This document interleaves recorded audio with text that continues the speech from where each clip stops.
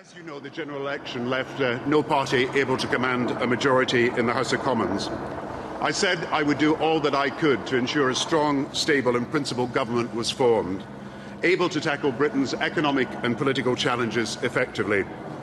My constitutional duty is to make sure that a government can be formed following last Thursday's general election.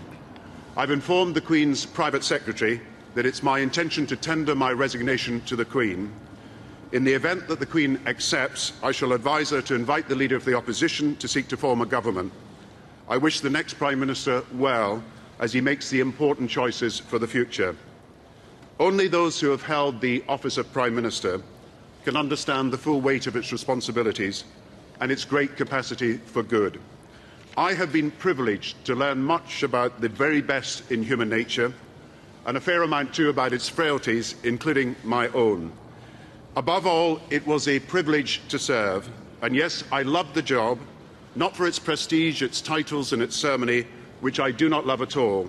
No, I loved the job for its potential to make this country I love fairer, more tolerant, more green, more democratic, more prosperous and more just, truly a greater Britain. In the face of many challenges in a very few short years, challenges up to and including the global financial meltdown, I have always strived to serve, to do my best in the interests of Britain, its values and its people. And let me add one thing also. I will always admire the courage I have seen in our armed forces.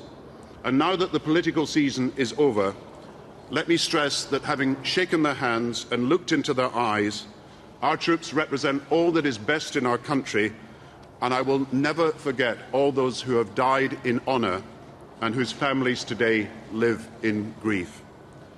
My resignation as leader of the Labour Party will take effect immediately, and in this hour I want to thank all my colleagues, ministers, members of Parliament, and I want to thank above all my staff who have been friends as well as brilliant servants of the country. Above all, I want to thank Sarah for her unwavering support as well as her love, and for her own service to our country. I thank my sons, John and Fraser, for the love and joy they bring to our lives. And as I leave the second most important job I could ever hold, I cherish even more the first, as a husband and father. Thank you, and goodbye.